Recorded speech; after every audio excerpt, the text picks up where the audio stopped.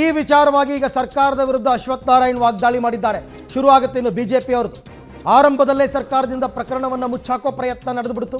ಇವತ್ತು ಸರ್ಕಾರಕ್ಕೆ ಮುಖಭಂಗ ಆಗಿದೆ. ಇನ್ನು ಬಿಜೆಪಿಯವರ ವರಸೆ ಇವೆಲ್ಲವೂ ಕೂಡ ಸರ್ಕಾರದಲ್ಲಿ ಅನುಭವಿಗಳಿದ್ದರೂ ಕೂಡ ಎಡವಿದ್ದಾರೆ. ಓಕೆ, ಒಂದು 2-3 ದಿನ ಏನೋ ಲೇಟ್ ಆಯಿತು. ಸಮರ್ಥನೆ ಮಾಡಿಕೊಂಡವರಿಗೆ ಸಚಿವ ಅಶ್ವಥ್ ನಾರಾಯಣ್ ಟಕ್ಕರ್ ಕೊಟ್ಟಿದ್ದಾರೆ, ಅದು ಓಕೆ. ಸಮರ್ಥನೆ ಮಾಡಿಕೊಂಡವ್ರಿಗಂತೂ ನಿಜಕ್ಕೂ ಕೂಡ ಮುಖಭಂಗನೇ ಇದು.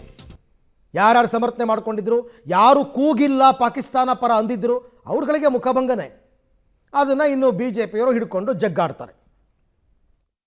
ಒಂದು ಮಾಧ್ಯಮದಲ್ಲಿ ಬಹಳ ಪರಿಣಾಮಕಾರಿಯಾಗಿ ಸಾಕ್ಷಿ ಆಧಾರಿತವಾಗಿ ವರದಿಯನ್ನು ಮಾಡಿದರು. ಆ ವರದಿಯನ್ನು ಮಾಡಿರೋದನ್ನು ಒಂದು ಸೂಕ್ಷ್ಮವಾಗಿ ಗಮನಿಸಿ ಸೂಕ್ಷ್ಮವಾಗಿ ಪ್ರತಿಕ್ರಿಯಿಸುವಂಥದ್ದು ಜವಾಬ್ದಾರಿಯುತವಾಗಿ ಎಲ್ಲ ಒಂದು ಕಡೆ ಕಾಂಗ್ರೆಸ್ ಸರ್ಕಾರ ನಡ್ಕೊಳ್ಳುವಂಥ ಪ್ರಯತ್ನನೇ ಮಾಡಲಿಲ್ಲ.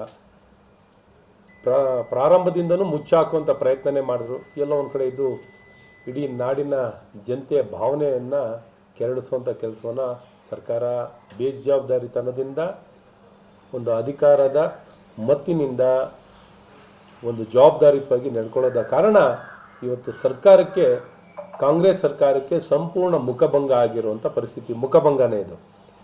ಅಷ್ಟು ಅನುಭವ ಇರುವಂಥ ವ್ಯಕ್ತಿಗಳು, ಸಿದ್ದರಾಮಯ್ಯನಂತವರು, ಗೃಹ ಸಚಿವರು, ಉಪಮುಖ್ಯಮಂತ್ರಿಗಳು, ಈ ಥರ ಎಲ್ಲ ಸಚಿವರುಗಳು ಅನುಭವ ಇದ್ದಂಥ ವ್ಯಕ್ತಿಗಳು.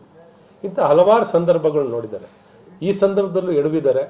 ಈ ಎಡವಿರೋ ಕಾರಣ ಅವ್ರಿಗೆ ಯಾವ ರೀತಿ ಪ್ರತಿಕ್ರಿಯಿಸಬೇಕು ಅನ್ನೋದು ಗೊತ್ತಿಲ್ಲ. ಇವತ್ತು ಪಾಕಿಸ್ತಾನ್ ಜಿಂದಾಬಾದ್ ಅಂತ ಕೂಗಿರುವಂಥದ್ದು ಸತ್ಯ ಅನ್ನೋಂಥದ್ದು ಇವತ್ತು ಅವರಿಗೆ ಓಕೆ ಆಯಿತು. ಮತ್ತೆ ಅದನ್ನು ಇವಾಗ ಏನು ಕಾನೂನಾತ್ಮಕವಾಗಿ ಏನು ಕ್ರಮ ಆಗಬೇಕು ಅವರ ವಿರುದ್ಧ, ಇನ್ನೂ ತನಿಖೆಯನ್ನು ಯಾವ ರೀತಿ ಮುಂದುವರಿಸಬೇಕು ಆ ನಿಟ್ಟಿನಲ್ಲಿ ಈಗ ಗಮನ ಹರಿಸಿದ್ರೆ ಓಕೆ. ಇನ್ನು ಬಿ ಜೆ ಪಿಯವರು ಅದನ್ನು ಚುನಾವಣಾ ಅಸ್ತ್ರವನ್ನಾಗಿ ಮಾಡ್ಕೋತಾರೆ.